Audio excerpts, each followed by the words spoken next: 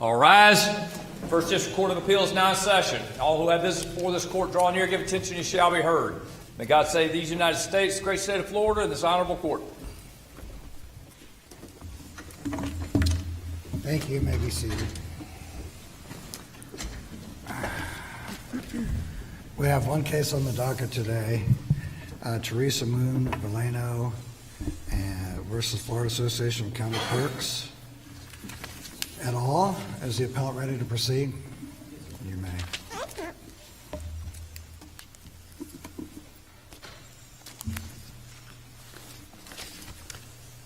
Good afternoon. I am Adam Richardson on behalf of the plaintiffs' appellants. I'd like to reserve 5 minutes of time for rebuttal. Before I begin argument and questions, I do want to make two corrections Well, first let's start the clock. Oh, of course. Thank you. Madam Clerk, thank you. I just wanted to make two corrections. So we cited two older cases in our initial brief. The first was Cummings versus Missouri, which is a U.S. Supreme Court case. And apparently they coupled the attorney's arguments with the opinions of the court and justices in Westlaw without making, I don't think, clear delineation. So what we quoted was from attorney argument, but at the same time, in the opinion of the court agreed with that argument and said basically the same thing, which is you can't do indirectly what you're prohibited Well, by. speaking of the Supreme Court, why don't you talk about the Supreme Court's opinion in the May case, 1952? Right, the declaratory judgment. Right. So that, of course, as actually Judge Ray said in the McNeil case, imposes some extra statutory requirements that are, I guess you could consider prudential in protecting the constitutional authority of the courts so that they don't wind up Rendering advisory opinions. Exactly, sir. So I think that we do satisfy those requirements. I don't think that we're asking for an advisory opinion. And How so? Because in our complaint in count 3, particularly, I think it's in subparagraph D or F in there on page 41 and 42, it's where we list our prayers for relief. And in one of those subparagraphs, we ask for not just a declaratory judgment on what the statute means and what the clerks can and can't do, but also for the return of any money that was collected in violation of that statute to our clients and then other class members. So, but wouldn't that basically be a backdoor way of trying to accomplish what is not allowed under the statute, which is a private right of action? I have two responses for that. And the first is that the Chapter 86, the Declaratory Judgment Act, is fairly broad. Again, as you noted in McNeil, but also at the same time noting that it's not limitless. There are those prudential considerations. But the statute does allow us to, and this is 86011 subsection 2. The text of the statute allows it. Yes. I think the text of the statute can allow a declaratory judgment action to be sought to ascertain legal rights, whereas here it appears that the appellees are in blatant violation of state law by charging excessive credit card fees to citizens to use their credit cards to pay their bills. But the statute doesn't, the statute's been interpreted, if you will, bouncing against the walls of Article 5, requiring that there be some justiciable controversy. And you didn't seem in your initial brief to argue for a private cause of action for that refund. What's the basis for the refund that you're demanding? The basis for the refund would be basically a follow-on, or in the words of the statute 86011, subsequent or supplemental relief from a declaratory or a declaration about the application of the statute. So you're entitled to a declaratory judgment that the clerks are in violation of the prohibition on receiving a profit from credit card charges, and therefore are you going to file a supplemental action, or how does that work?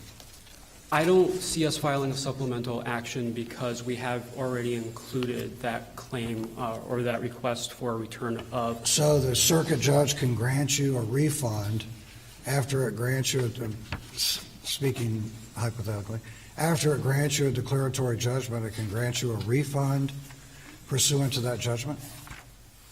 That's our argument and my interpretation of the plain language of the statute, even with May versus Holly and the limitations it places on the Declaratory Judgment Act. But I guess going back to my original question, so I think you would agree that there's no private right of action that exists under the statute 215.322 to allow for the recoupment of any excess fees, correct? Yes. And so is it appropriate then to use the DJA as basically a backdoor way to accomplish what the legislature has not delineated as a remedy under 215.322? No, and that's because we believe that we have satisfied those May versus Holly requirements. So I understand like there is a concern of using it as a backdoor and indirect manner to be able to get the recoupment of the excess money that was paid. But at the same time, we do have the Declaratory Judgment Act that allows us to make these kinds of claims so long as the requirements are met. And the requirements here are met. We have the antagonistic right. We have antagonistic interests. We're not asking merely for an advisory opinion. And because of that kind of consequence, the recoupment of the fees, we believe that this is properly sought as a declaratory judgment, even if there's no implied private right of action. Well, why then is it necessary to have a body of case law and express right of actions and implied right of actions when you can just use the DJA as a mechanism to seek damages under any statute? I think you have to reconcile those two lines of cases. So we have the first line of cases that, and even under the language of the DJA, saying that this is quite liberal and this is a cause of action that allows us to seek certain things. And then you have, on the other hand, the line of cases starting with, I think, Murphy, right, that says, absent indications of legislative intent, exactly what you're saying, right? Mm-hmm. And so I think you have to reconcile them, and I understand this may be angels dancing on the head of the pin, but right, we're not saying count 3, you are violating this statute that's our cause of action. You have a duty to do something. We're saying you violated that by charging our clients an unlawful fee. Give us the money back. This is different. We're proceeding under the form of the Declaratory Judgment Act, meeting the requirements. And I think in order to give full effect to the Declaratory Judgment Act, you have to allow for certain kinds of actions like this one, even if they wouldn't be separately actionable. Read us the text of the supplemental relief portion of the statute on which you rely. Sorry, sir? Read us the text of the supplemental relief provisions upon which you rely for this argument. Yes. So, again, it's section 86011, subsection 2. It's the last sentence. Any person seeking a declaratory judgment may also demand additional, alternative, coercive, subsequent, or supplemental relief in the same action. And so what we're relying on in the language, that language, is subsequent or supplemental relief. So would it be, so could a circuit judge, in this case, for example, let's say, which this circuit judge did, say that the clerks were receiving a profit and violate, essentially, I mean, obviously that violates the state statute. So the clerks are receiving a profit of millions of dollars a year from excessive credit card fees. Are you going to be able to use that supplemental relief provision to obtain damages of millions of dollars for a class action suit? That's our argument, and that's our reading of the statute. So exactly. I mean, I think, just following up on my colleague's question then, so even though there's no private cause of action in the statute, which in your brief you tend to argue that maybe there is, but we won't go there. But despite that, the declaratory judgment action alone, by granting you broad language to ascertain your status and construe this statute, also by its plain language allows for collection of damages. Yes, that is our argument. I want to be clear, that's exactly our argument. That is, under that language, we are first allowed to seek a declaration of rights and status. And let's talk about the clerk's argument that because they formed a private corporation that charged these excessive fees, they themselves as a state entity are not violating the statute. Yes. So our argument, of course, is based on that principle that you can't do indirectly what you are prohibited from doing directly. We cited, I think, basically when I was preparing, I kind of boiled it down. So they're controlled, they formed an association that's more like a trade association, like many other trade associations. Then they turn around and form that for-profit fax services group corporation. They control it. The clerks themselves control it through fax services and then through through the association and then through fax services. I think the evidence is fairly overwhelming in the record that they do exert a lot of control over it. Well, in fact, they receive dividends every year, right? I don't think that's the only evidence of control. For example, No, I'm just asking, did you establish below that the clerks themselves, the state entity, the governmental actors, receive dividends from the credit card fees? No, there's no evidence that the clerks themselves as individuals were receiving like dollars, money. Who receives the millions of dollars in dividends? The association. Of county clerks? Yes, of all the county clerks, including one comptroller. The only members, as far as the record indicates, are the clerks themselves. But the association distributes the dividends to the clerks, correct?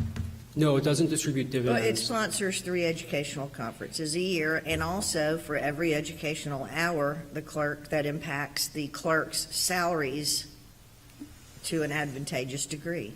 Yes, and not just clerks. So I want to be clear about that. I guess there's a statute that allows a number of different officials, if they meet certain continuing education requirements, to do that. Clerks just happen to be one of them. But yes, that is what the record establishes. But there are also other benefits. So even though the clerks themselves are not being passed along these dividends from fax services to the association right to themselves, they are still receiving the benefits of those dividends. The association makes very little money in dues. I don't think it's even $150,000. But they are able to give their members a lot of different services. They're able to pay for things that are traditional association activities that they wouldn't be able to pay for without those dividend distributions. For example, public affairs, communications, lobbying, all of those are, together in hundreds of thousands of dollars. So even though, Judge Thomas, they're not receiving cash from the dividends through the association, they still receive significant benefits because of what the association is allowed to do, has the opportunity to do. And according to your brief, at least, the fee that is being charged by the corporation that the clerks formed is 3.5%, right? Yes, for a number of different services, but not all Right. of them. Let's take the example of a citizen gets a speeding ticket. Yes. Let's say they get a $300 speeding ticket. They really pushed it to the maximum. They receive a $300 speeding ticket that they pay for through the clerk's offices. They pay a 3.5% credit card fee. The industry standard, according to your brief, is 2.5%, correct? There's evidence that is the industry standard from the president of SMI, which is another corporation that was... But this fee has generated revenues for the association. Is that correct? Certainly, yes, but I think there's a little bit of a distinction that in preparing for oral argument I kind of came across. So yes, they're making a profit on that because they're charging something in excess of their costs. If they were a truly private corporation, which of course we're saying they're not, then the industry standard could be 2.5% or higher because the private corporation would not be subject to the statute and therefore allowed to make a profit and charge that higher fee. It's just that in this circumstance, yes, I think there is evidence that the industry standard is 2.5%, but also because of the statute, they're not allowed to charge more than the costs, which probably maybe is around 2.5%. But in any event, of course, it's undisputed that they are making a profit off of the convenience fee. Let me ask you this. In your reply brief, you seem to make an argument, although you don't expound on it as much as I would have liked, but you seem to make a distinction between whether this statute 215.322 is regulatory or not, as if that label would somehow impact the elements or requirements for declaratory judgment. Can you expound on that more? Yes, I actually think that goes to one of the questions your colleagues asked. So we don't argue that there is an implied private cause of action. And I think that's really relevant to that kind of a question, because if it's a purely regulatory statute, then you can't have that private cause of action. We were responding to what was in the answer brief, but I don't think that really impacts what our declaratory judgment argument is, except I think that a declaratory judgment action is particularly compelling here because, unlike a lot of regulatory statutes, there are no enforcement mechanisms that I could find in the statute. For example, if you're looking at the statute and the structure of the statute, it deals with state agencies and the judicial branch. And there are a lot of paragraphs in the statute that deal with that. But subsection 5, which is what we're dealing with here, that applies to units of local government, doesn't have some of the other language in other parts of the statute directing the CFO to adopt rules and regulations that perhaps then would allow enforcement in cases where, like here, they're not following the terms of the statute. So it's hard to see any other way to vindicate or to force compliance with the terms of the statute against units of local government like the clerks if there's no declaratory judgment. Let me ask you to go back to your argument. You and the circuit court apparently agreed that there's no question that the clerks association, if you will, are making a profit on the credit card fees. You almost seem to backtrack a little bit on that. You said, well, the industry standard's 2.5%, but there's no question they're making a profit because the corporation pays dividends to the association, correct? Yes. The association then provides services and benefits to the clerk, such as I recall, $500,000 for public affairs. Yes. Your argument is that $500,000 is profit from the credit card processing fee. It's funded at least in part by profit from the communities because FAC and I think the services group have other sources of revenue. So your argument is essentially that if the corporation of the clerks were obeying the law, then there would be no dividends available to the association. In other words, that corporation could charge 2.5%, 2 3/4, 3%, whatever that corporation was required to maintain as a profit margin for its survivability, but that's not allowed under the statute if it produces excess revenues, correct? Yes, I think that's a fair summary of our argument. There is, though, that evidence in the record from the testimony of, forgot the name of the guy, but he's the president of SMI, his depositions in the record where he said that the industry standard is around 2.5%, although I think there's evidence in the record that can go higher or lower than that. But because of the terms of the statute, yes, here, regardless of what the industry standard is, they're not allowed to earn a profit off of that. And that is the problem. So your argument is essentially that the clerks could subcontract out to Visa or whomever to charge a fee for the citizen's $300 parking ticket or speeding ticket to process that bill, but they cannot make a penny under the statute in profit. Is that right? Yes, sir. All right. And that's really the problem here, is that, yes, they could hire legitimately private payment processors, and that payment processor would be entitled to make a profit, and then the clerks could pass that along to consumers. It just, here we have a captured, wholly owned subsidiary of the clerks and their association. And if they subcontracted that out to Visa or MasterCard, the fee might be 4%, if that's what Visa and MasterCard demanded as part of their contract. Market realities, yes, sir. Well, Judge Thomas, you mind if I ask a follow-up Please do, question? please Because do. I don't want to get into your rebuttal time too much, and perhaps we'll get some Please. a gracious extension. I just want to make sure we're looking at the same subparagraph of the statute, and I have been looking at sub 5, which talks about a local government, including any clerk of court. Yes. Is that right? And as opposed to an earlier provision in the statute that talks about state agencies or the judicial branch. And under sub 5, the amount of recovery is limited to the service fee necessary, the amount sufficient to pay the service fee charges by the financial institution, vending service company, or the credit card company. So where is there room for profit in any measure under that language to whatever company the clerk or the local body decided to delegate that function to? And I'll grant you additional 5 minutes to both sides. Thank you. I think the concern of the statute here is that the units of local government themselves shouldn't be able to make a profit off of the services they provide.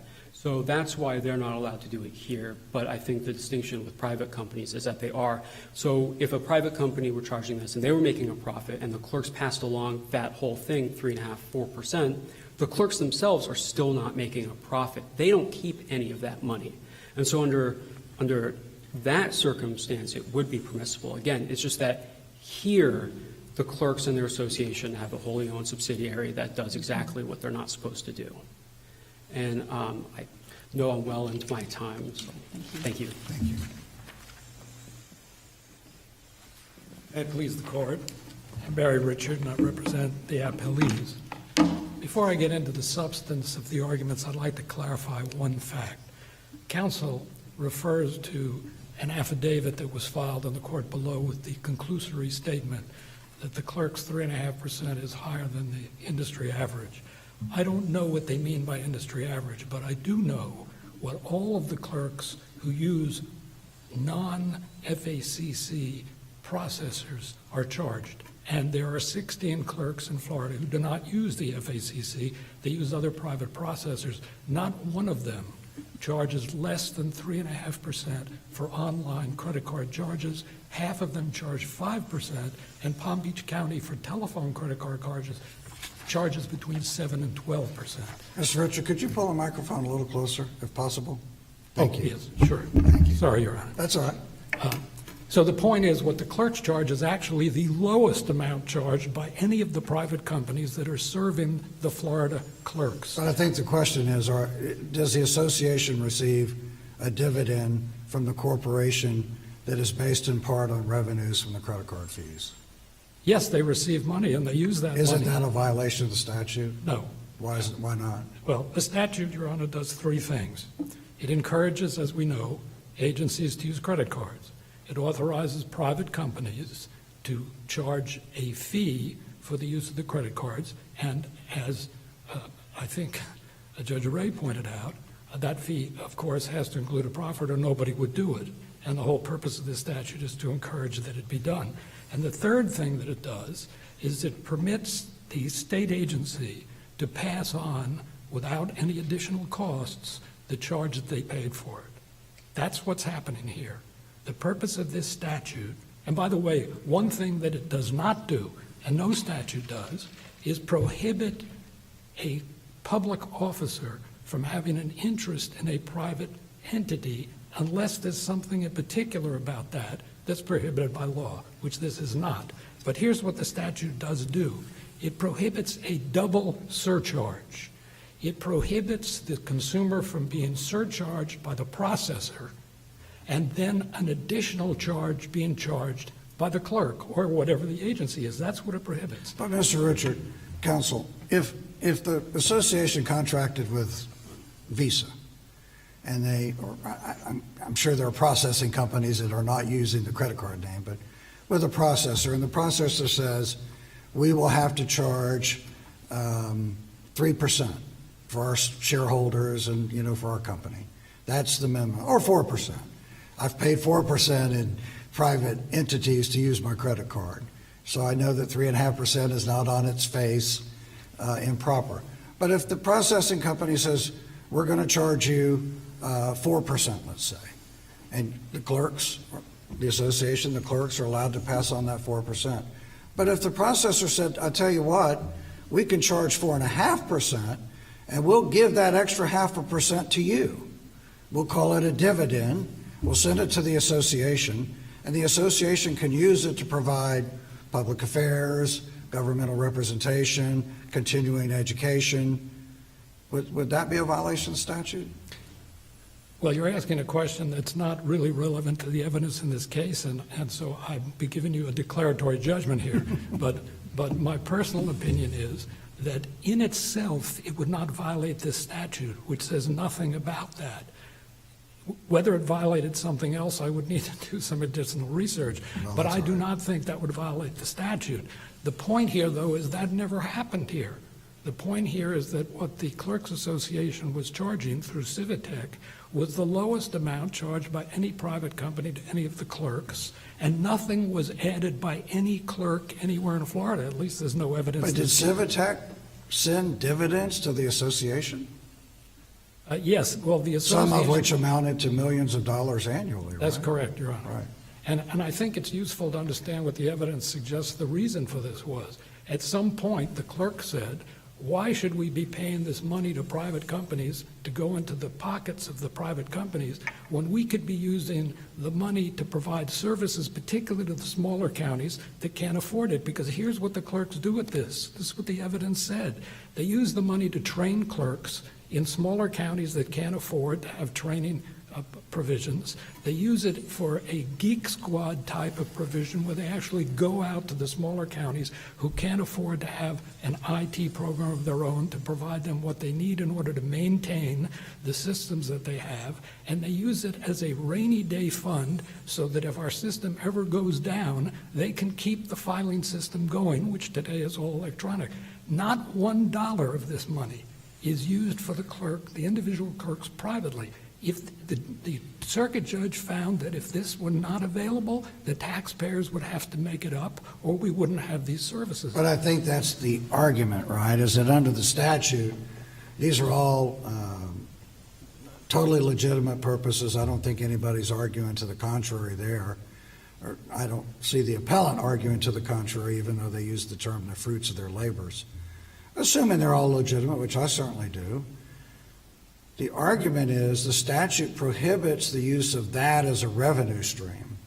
The clerks are obviously quite at liberty to obtain general revenue or fees appropriated and approved by the legislature, but the statute says you cannot do it by charging, by obtaining a profit from processing a credit card. Well, that's what counsel is arguing. But I don't read anything in the statute that says that. Well, counsel, let me draw your attention to subsection 5. And again, perhaps you can help me clarify the significance of difference in language in 5 versus earlier in the statute. But it limits, it caps the amount that can be surcharged for the credit card convenience fee to an amount sufficient to pay the service fee charges by the financial institution, vending service company, or credit card company. And that's it. So is the FACC processing company one of those entities? Is there room there for a private company to get involved and even have a profit margin? Well, the evidence was that you cannot have credit cards without what they call the processor, because what the processor does, and I'm just talking about what's in the evidence, I never knew any of this before I got on this case. The processor facilitates the charge itself, the transfer of money from the credit card company to the agency, and then in cases such as child support, from the agency to the person, the parent who receives it. So that's why you have a processor, and from what I learned in this case, you need to have the processor. What this statute says, as I read it, is that whatever it is that is charged, you can only do it one time. Whoever it is, whether it's the credit card company directly, whether it's the processor acting as an agent for the credit card company, you get one charge. And the agency, and this is what I think is the key to the statute, the agency, clerks, Department of Revenue, whoever else it is, cannot add anything to that. All they Right, can do is and pass that it on. matches the language of subsection 3, right, which says the total amount of such convenient fees may not exceed the total cost to the state agency. But that language is different than what we see in subsection 5. And maybe it's a distinction without a difference, but I'm struggling to put meaning, as I'm required to do, into the words, the limitations of financial institutions, vending service company, or credit card company. And maybe at the end of the day, it doesn't make sense under the way these things really operate, but that's kind of what we're wedded with. Well, I suspect, Your Honor, that it doesn't surprise you that the legislature has written a statute that's not entirely consistent in its language, something that we need judges for. But I would suggest that what we go to, if we consider this an ambiguity, is what the legislative intent is. And the legislative intent is stated at the very beginning of the statute. It is to make available to the consumers of Florida the use of credit cards to pay their charges to state agencies, and it encourages credit card companies to provide that service. They're not going to provide that service if somebody can't make a profit from it, and from the evidence, they can't provide the service without these processors to assist Well, them. let's try it this way, just for the sake of moving the argument along. And although I've granted you 5 additional minutes, I know you know as an experienced counselor you're not required to use it, so don't feel the pressure there. But let's assume, for the sake of argument, that the logistics of this violate state statute. That even though this is a private company, that it's formed solely for the purpose of benefiting the clerks. There's obviously a profit because it's paying dividends to the association. And I know you're not conceding that. I'm not asking you to. But assume that we determine that's the case. The argument here is, from your position as I understand it, that doesn't matter. Because there is no private cause of action under the statute, which there certainly is no express private cause of action, the declaratory judgment action cannot be utilized to essentially provide an advisory opinion. So even if we were to determine that that the mechanism here violates the state statute, there's no remedy under the declaratory judgment action. That's part of your argument, right? That's a very significant part of our Right. argument, yes, sir. Could you embellish on that a little bit? Yes. You know, counsel, in their initial brief, articulated this argument that it was a declaratory judgment action. We pointed out in our answer brief that there were multiple cases holding that there was no private right of action in cases for declaratory judgments, one of which was QBE, a case that they rely heavily upon. That was a declaratory action case. There is nothing in any of the long case law that we've had since the Sincar case, the case which changed the way that we approach this. As the court knows, originally, what the Supreme Court has said was you can file a private action if you are within the class of people that the statute is intended to protect or to benefit. They changed that, and they changed it in 1991, I think it was, in which the court said, no, it's entirely legislative intent. And if you can't read the legislative intent on the face of the statute, then you look to see if there's legislative history. Well, the fact is, in the 30 years since that decision, the court in every case has just looked at the language of the statute, and they have never articulated an exception because it's a declaratory judgment action. In matter of fact, the court has recognized no exceptions to that rule, and I think that we can probably consider what the likely reason is for that, because they did not want to encourage this type of a case where people would be filing class actions to challenge any statute that they found that might result in a large recovery, a significant portion of which would go to the named plaintiffs and go to the attorney's fees. They didn't want to encourage that. And if we start saying that you can file, that any private citizen can file a class action challenging any statute, even if the legislature didn't say so, we're opening the floodgates to these type of lawsuits. What do you, I appreciate that, Counselor. What do you say in response to their argument that I'm not sure was particularly well laid out in the brief as far as the remedy goes, but hey, we want a declaratory judgment that this mechanism violates the credit card limitation fee, and oh, by the way, we just want a supplemental remedy of $50 million in class action damages. And so what is it? What is it you're asking me? I'm asking I disagree with that. I'm asking you but how do you read that language? And I'm sorry, I should have been more You mean clear. the language in declaratory judgment? Yes, the language in the statute that provides for supplemental relief. Yeah, well, I don't think it contemplates a more specific statute like that, such as this one, and I don't think clearly you have to read it in pari materia with the rule on private right of action. And of course, first of all, anybody could defeat the private right of action by just including a declaratory judgment request, in which case you don't have any rule. Well, so how would you read that then? For example, if a person's unclear about whether their contractual rights are breached, they file a declaratory judgment action, no question that it's not a runaround, that, you know, they have a legitimate declaratory judgment action, and therefore the trial court can then determine the amount of the breach and award the damages. Is that permissible under that section? Well, if I can answer that a little bit differently, this takes us back to what I recall was the very first question asked by this panel, which is why are you not asking for an advisory opinion? Right. Well, the reason this would be an advisory opinion is because there is no dispute as to an existing issue, because they have no right under this statute. They are actually asking for an advisory opinion here, because there is, and that's the point. You only get to use, you don't get the whole, we've gone to extraordinary, in all the years I've done this, I can't tell you how many opinions I've read where the courts are distinguishing between an advisory opinion and a declaratory judgment, and the distinction is always the same. You can't ask for it just because you'd like to know the answer. You have to have an existing, real, material controversy that you have to know the answer to know what you, the person asking, can do, not what somebody else can do.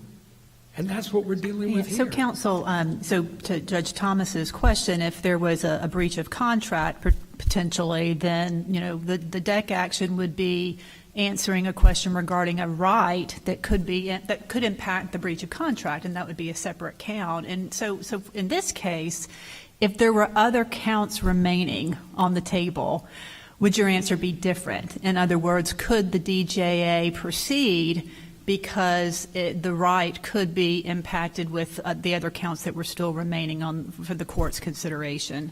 Thank you, Judge. And Your Honor, I'm sorry if I missed that. That was that's all right. The answer is, I think the answer is yes, but that's only because if there are other counts, and assuming those other counts are based upon a real controversy that has to be resolved between the parties, then you can ask for declaratory relief as part of it. But you begin with the fact that there has to be something else, and what you're asking for is related to the two parties that are before the court. What these people are asking for is to tell us whether or not somebody else can do something. And I understand the way that they shoehorn themselves into that is by paying a filing fee or paying something else and saying, now we're part of the statute. But the point is that they didn't have the right. They have no rights under the statute to begin with. And so, and that goes to the substance of the argument, which I'm happy to address even further if you would like me to. But that's the problem. There is no controversy here based upon any statutory right that these parties have. Well, So even, go ahead, I'm sorry. Well, I was just going to follow up real quickly. If we agree with you that these plaintiffs don't have standing, and I use that term loosely because it's really a judicial power question, who does? If there is, in fact, a violation of this statute occurring, what is the remedy and who has the authority to bring that suit or question? Okay, let me go back for 1 second to follow up on something, and I'll go right to that issue. The point is the declaratory judgment statute itself doesn't create rights. Correct. It doesn't create it. You don't have a right just because you're asking for declaratory judgment. Now, to go to the question that you asked me, in the first place, I think there are at least two public officials in the state who have the ability. One is the chief financial officer, who under this statute is made the officer that oversees it. The other is the attorney general, who, if somebody's violating a statute, can bring an action. But assuming that nobody has it, and there are statutes in which nobody or there is no penalty, doesn't make any difference. If the legislature says somebody can or can't do something and they provide no remedy and no statute, that doesn't suddenly make every private citizen in the state of Florida a private attorney general with the right to enforce it. Some statutes are statements of legislative desire, and they're not enforceable. In other words, the legislature has a right to issue advisory opinions. It certainly does. It certainly thinks it does. I was in the legislature once, and I probably voted for a few of those. So, Your Honor, I am happy to get into the details of the substantive question of the statute, but I frankly think the court has already covered most of it. So unless Your Honors have any additional questions, I have nothing more. Thank Thank you, you. Counselor.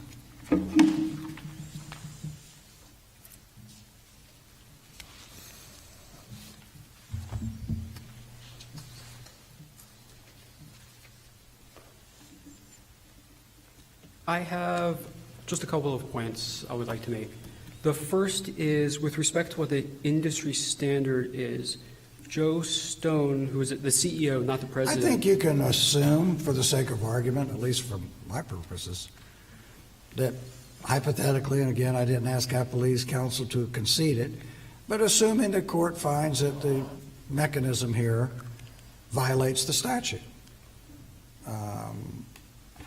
The question is whether you have a remedy. Right. If you don't have a remedy, we don't have to determine whether or not there was a violation of the statute. That's correct. Although they're intertwined, certainly.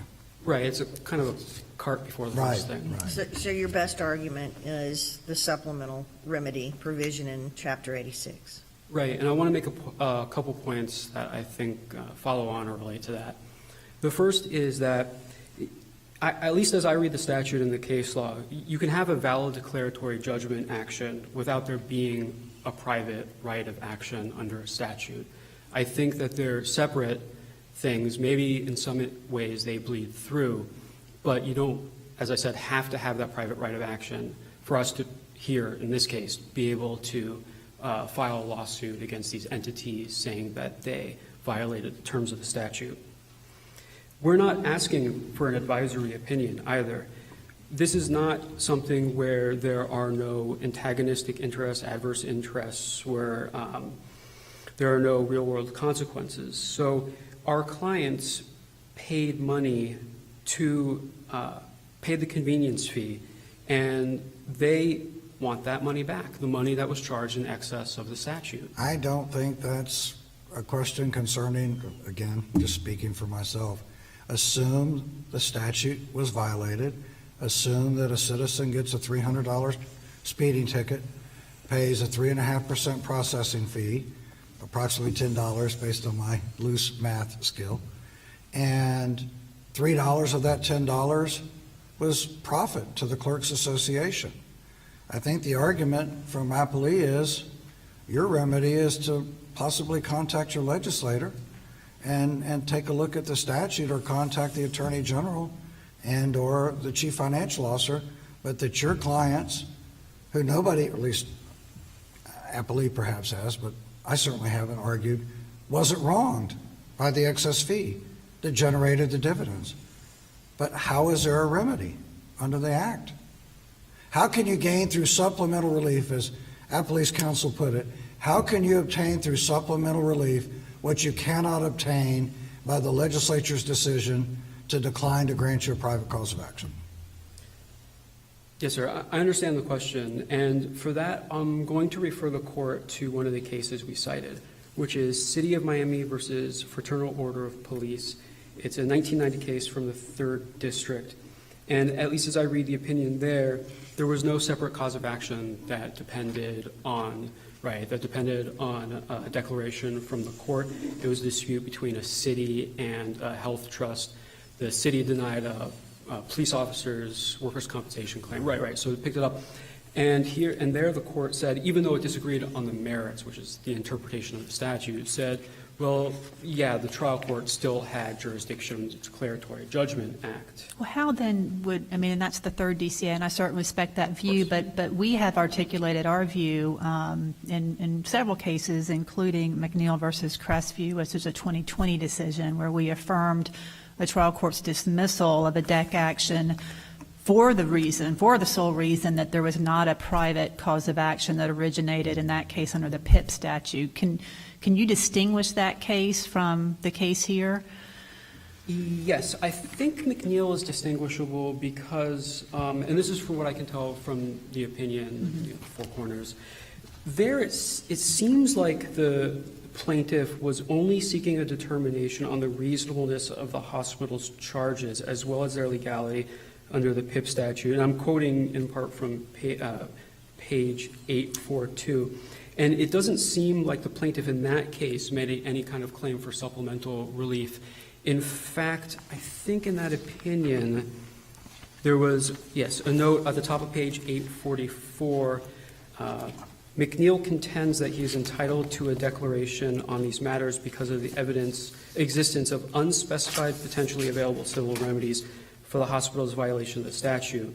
So he wasn't apparently claiming that under a declaratory judgment there was supplemental relief he could get. He wasn't claiming that some other cause of action depended upon the declaration. I'll allow you to very briefly conclude. Thank you. That's why I think that case is distinguishable, and for all of the reasons, including those in our brief, I ask the Court to reverse this summary final judgment. Thank you. Thank you. The Court is in recess. All rise.